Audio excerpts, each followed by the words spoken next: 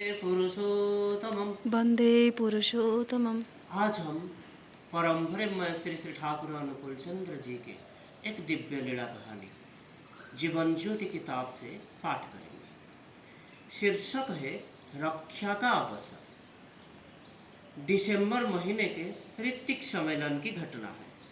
श्री श्री ठाकुर बड़ाल बंगला में बैठे हैं। बहिरागत एक समूह, लगभग 30 लोगों का एक समूह, त्रिकुटी पहाड़ घूमने जाने की अनुमति मांगी। श्री श्री ठाकुर सर हिलाकर अनुमति प्रदान की। कुछ देर बाद 24-25 साल का एक नौजवान दौड़ते हुए श्री श्री ठाकुर के नज़दीक आया और पूछा, ठाकुर, सब लोग त्रिकुटी पहाड़ घूमने जा रहे हैं, मैं भी जाना चाहता हूँ।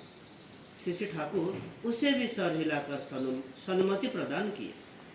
लड़का प्रणाम करके कुछ दूर चले जाने पर श्री ठाकुर अचानक उस लड़के को बुलाकर बोले, सुनो, बहुत सावधान रहना।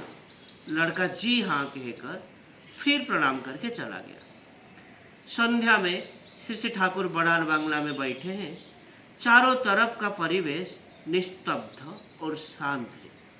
अचानक एक आर्तस्वर सुनाई पड़ा। एक युवक रोते हुए बोला, ठाकुर, मैं त्रिकुटी पहाड़ से गिर गया था।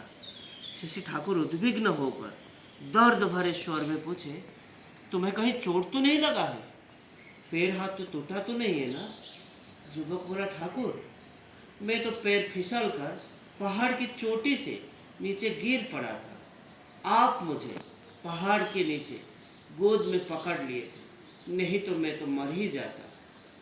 श्री ठाकुर उसे डांटते हुए बोले, क्या पागल की तरह फिजूल की बातें कर रहे हो? प्यारे, देखो तो इसे कहीं चोट तो नहीं लगी है। डॉक्टर प्यारेदा अच्छी तरह से जांच करके दवाई वगैरह देकर श्री ठाकुर से बोले, ठहना और कोहने में मामूली सी चोट पहुंची है, दवाई दे दिया हूँ। और यह सुनकर श्री ठाकुर निश्चित हो गया।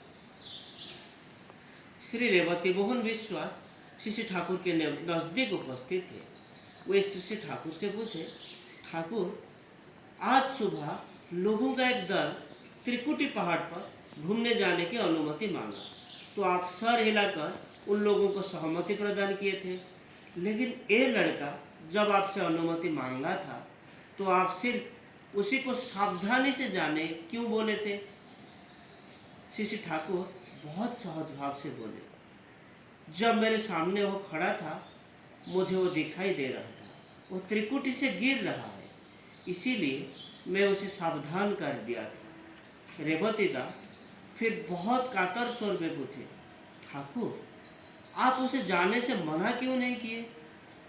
श्री ठाकुर सर दूसरी तरफ घुमाकर उदासीन स्वर में बोले, मैं यदि उसे जाने से मना करता और वो यदि मेरी बात नहीं मानता, तब मुझे रक्षा करने का जो अवसर वो नहीं मिलता, मेरे पास और कोई उपाय नहीं रहता। तो आज के लिए इतना ही। वंदे पुरुषोत्तमम। वंदे पुरुषोत्तमम। जय।